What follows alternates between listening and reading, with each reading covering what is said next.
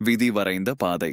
மக்கா தப்பித்தலும் ஜித்தாவின் போராட்டங்களும் டிரைவர் சொன்னது போலவே செக் போஸ்ட் வந்தது. நான் சீட்டுக்கு கீழே மூச்சை பிடித்துக்கொண்டு அமர்ந்திருந்தேன். 4 போலீசார் வந்து வாகனத்தைச் சுற்றிலும் சோதனை செய்தார்கள். டிரைவர் சாமர்த்தியமாகத்தான் கீழே இறங்கினால் நேரமாகும் என்பது போலவும் தனக்கு இடுப்பு வலி என்பது போலவும் காட்டி அவர்களை சமாளித்தார். அவர்கள் பாஸ்போர்ட்டை மட்டும் பார்த்துவிட்டு வண்டியை அனுப்பிவிட்டார்கள். அந்த அரை மணி நேர பயணம் நரகமாக இருந்தது. உள்ளே புழுக்கம், கொசுக்கடி, மூச்சு முட்டல், இருமல் வந்தாலும் வாயை பொத்திக்கொண்டு சகித்துக் கொண்டேன். ஒரு வழியாக மக்காவில் இறக்கிவிட்டார். அவரிடம் கொடுக்க என்னிடம் காசு இல்லை. ரொம்ப நன்றிண்ணே என்று மட்டும் சொன்னேன். என்னால் முடிந்த உதவி தம்பி என்று சொல்லிவிட்டு அவர் கிளம்பினார். மக்காவில் எனக்கு தெரிந்த அந்த ஜவுளி கடை முதலாளியிடம் சென்று வேலை கேட்டேன். ஏண்டா மீண்டும் வந்துட்டியா? சரி, உனக்கு என்ன வேலை தெரியும் என்று கேட்டார். நான் யோசிக்காமல் சமையல் தெரியும் என்று பொய் சொன்னேன். ஆனால் உண்மையில் எனக்குச் சமையல் தெரியாது. அங்கே இருந்த மற்றொரு சமையல்காரர், நான் 1 மாதம் உனக்கு பயிற்சி தருகிறேன், அப்புறம் நீயே பார்த்துக்கொள் என்றார். இந்திய ரூபாய்க்கு 1000 ரூபாய் சம்பளம் பேசப்பட்டது. ஆனால் என் மனதுக்குள் 1000 ரூபாய் சம்பாதிக்கவா இவ்வளவு கஷ்டப்பட்டு இங்கே வந்தோம் என்ற எண்ணம் ஓடியது. அங்கிருந்த சமையல்காரர் என்னிடம், தம்பி, இங்கே சமையல் வேலையில் 1000 ரூபாய்தான் கிடைக்கும். அதுவே நீ வெளியே கூலி வேலைக்குப் போனால் 5000 ரூபாய்க்கு மேல் சம்பாதிக்கலாம் என்று ஒரு ஐடியாவை கொடுத்தார். அடுத்த நாளே முதலாளியிடம் பொய் சொல்லிவிட்டு அவர் கொடுத்த 50 ரியால் பணத்தை வாங்கிக் கொண்டு ஜித்தாவிற்கு புறப்பட்டேன். மக்காவிலிருந்து வரும்போது செக் போஸ்ட் சோதனை இருக்காது என்பதால் 10 ரியால் கொடுத்து டாக்ஸியில் ஏறி மாலை 5:30 மணிக்கு ஜித்தாவை அடைந்தேன். ஜித்தாவில் எனக்கு யாரையும் தெரியாது.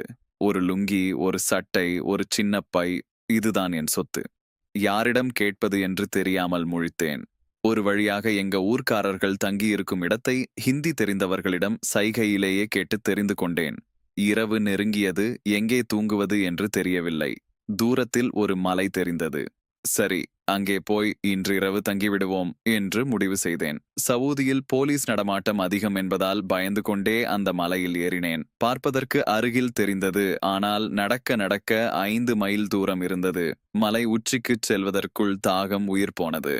கையில் இருந்த ஒரு பாட்டில் தண்ணீரை குடித்து முடித்தேன்.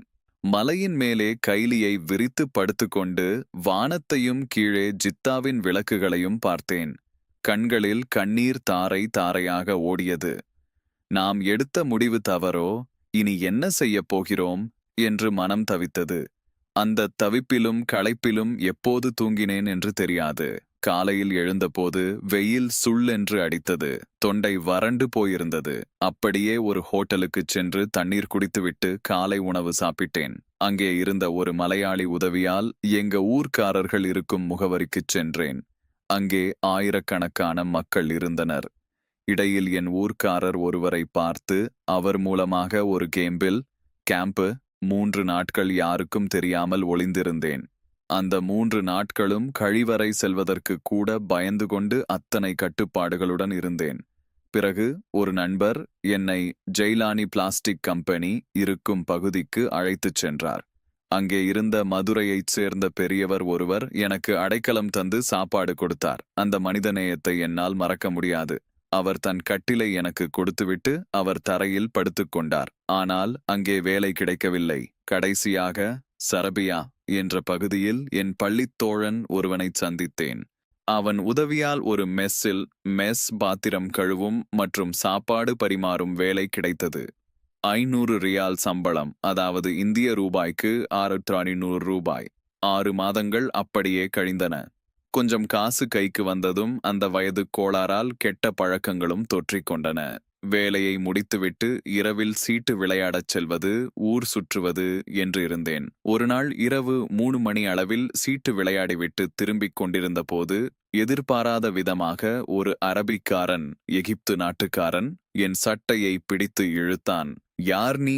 எங்கே இருந்து வருகிறாய் என்று மிரட்டினான். எனக்கு பாஸ்போர்ட் இல்லை, பேசவும் தெரியவில்லை. அவன் உடனே போலீசுக்கு போன் செய்தான். போலீசும் வந்துவிட்டது. சிறை அனுபவங்கள் ஒரு நாவலைப் போல விறுவிறுப்பாகவும் அதே சமயம் மனித நேயத்தை பறைசாற்றும் விதமாகவும் இருக்கின்றன.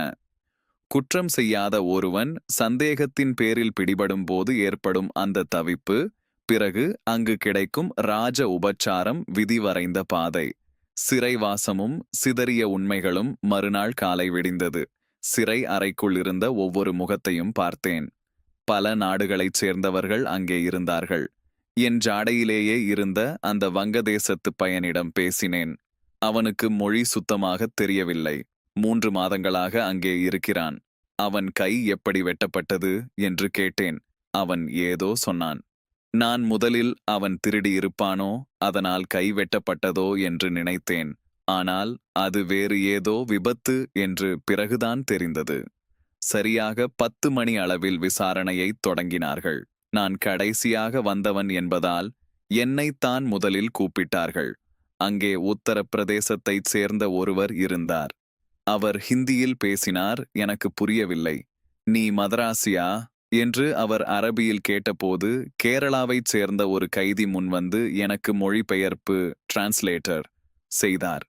நான் நடந்த உண்மையைச் சொன்னேன். சந்தேகத்தில் என்னை பிடித்து விட்டார்கள். நான் எந்த தப்பும் செய்யவில்லை என்றேன்.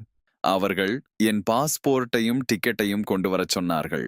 யாரிடம் சொல்வது என்று தெரியாமல் தவித்தபோது அங்கே ஒரு கைதியின் முகம் தமிழ் முகம் போல தெரிந்தது. நான் கட்டியிருந்த கைலி கட்டும் முறையை வைத்து அவரும் நான் தமிழன் என்று கண்டுகொண்டார். அந்த நல்ல மனிதரிடம் என் நண்பர்களின் தகவலைச் சொன்னேன். அவர் எப்படியோ வெளியே தகவல் சொல்ல என் நண்பர்கள் வந்து என்னை பார்த்தார்கள். அப்போதுதான் எனக்கு அந்த அதிர்ச்சியான உண்மை தெரிந்தது. நான் பிடிபட்ட இடத்திற்கு 1 வாரத்திற்கு முன்பு ஒரு பெண்ணை பலாத்காரம் செய்து கொலை செய்துவிட்டு உடலை துண்டு துண்டாக வெட்டி குப்பைத் தொட்டியில் வீசியிருக்கிறார்கள். அந்த இடத்தில் நள்ளிரவு 3 மணிக்கு நான் சென்றதால் ஒரு சிஐடி அதிகாரி என்னை குற்றவாளி என்று சந்தேகப்பட்டு பிடித்துக் கொடுத்திருக்கிறார். உண்மையான குற்றவாளி பிடிபடும் வரை உன்னை விடமாட்டார்கள் என்று என் நண்பன் சொன்னபோது என் உயிரே போய்விட்டது. சிசிடிவி இல்லாத அந்த காலத்தில் உண்மையை நிரூபிப்பது எவ்வளவு கஷ்டம். ஒரு வழியாக 1 வாரம் கழித்து உண்மையான குற்றவாளிகள் பிடிபட்டார்கள். 1994 டிசம்பர் முடிந்து 1995 பிறக்கும் சமயம் அது. 35 நாட்கள் அந்தச் சிறையில் கழிந்திருந்தன. அந்த 35 நாட்களும் நான் குளிக்கவில்லை, பல்லும் விளக்கவில்லை. முகம் கழுவக்கூட ஒரு சிறிய வாளி தண்ணீரைத்தான் பயன்படுத்த வேண்டும். டிசம்பர் இறுதியில் ஒரு பெரிய அதிகாரி வந்து எங்களை விசாரித்தார். தவறு செய்யவில்லை என்று தெரிந்ததும் ஆளுக்கு ஒரு அடியை கொடுத்துவிட்டு எங்களை விடுதலை செய்தார். அந்த நாட்டில் ஒரு நல்ல பழக்கம், விடுதலையானதும் அவர்கள் கையில் 50 ரியால் கொடுத்து காவல்துறை வாகனத்திலேயே கொண்டு போய்விடச் சொல்வார்கள். ஆனால் என் நண்பன் சொன்ன அறிவுரைப்படி நான் நடந்தே போய்க்கொள்கிறேன் என்று சொல்லிவிட்டு வெளியே வந்தேன். வெளியே வந்ததும் ஒரு சூடான் நாட்டுக்காரர் புகைப்பிடித்துக் கொண்டிருப்பதை பார்த்து அவரிடம் ஒரு சிகரெட் வாங்கி இழுத்தேன். 40 நாள் தவிப்பிற்குப் பிறகு அது ஒரு பெரிய ரிலாக்ஸ் ஆக இருந்தது. சவூதி சிறைச்சாலையை பற்றி ஒரு விஷயம் சொல்ல வேண்டும். நீங்கள் தவறு செய்யாதவரை அங்கு உங்களுக்கு ராஜ வாழ்க்கைதான். காலை உணவுக்கு குபூஸ், பேரிச்சம்பழம், பால், மதியத்திற்கு பாதி கோழியுடன் கூடிய கப்சா அல்லது மந்தி சோறு, வெள்ளிக்கிழமை மீன் பிரியாணி எனச் சாப்பாடு அவ்வளவு பிரமாதமாக இருக்கும். இரவு நேரங்களில் பால், ஆப்பிள் என ஒரு மாமியார் வீட்டு உபச்சாரம் போலவே இருக்கும். ஒருமுறை ஒரு மேலதிகாரி வந்தபோது நாங்கள் நாடு வாரியாக பிரிந்து அமர்ந்து சாப்பிடுவதை பார்த்து கோபப்பட்டார். இது சிறை, இங்கே கருப்பனோ வெள்ளையனோ இந்தியனோ பாகிஸ்தானியோ கிடையாது, எல்லோரும் சமம் என்று சொல்லி எங்களை ஒன்றாகச் சேர்ந்து அமர்ந்து சாப்பிட வைத்தார். அதேபோல் அவர் அறைக்குச் சென்றபோது நாங்கள் மரியாதையாகச் செருப்பை கழட்டிவிட்டுச் சென்றோம். அதற்கும் அவர் கோபப்பட்டு, யாரும் யாருக்கும் தாழ்ந்தவர் இல்லை, செருப்பு அணிந்து கொண்டே உள்ளே வாருங்கள் என்று எங்களுக்கு தேநீர் கொடுத்து உபசரித்தார். அரபு நாட்டை பொறுத்தவரை நீங்கள் தப்பு செய்யவில்லை என்றால் காவல்துறை உங்களை அவ்வளவு கண்ணியமாக நடத்தும் என்பதை என் அனுபவத்தின் மூலம் உணர்ந்தேன்.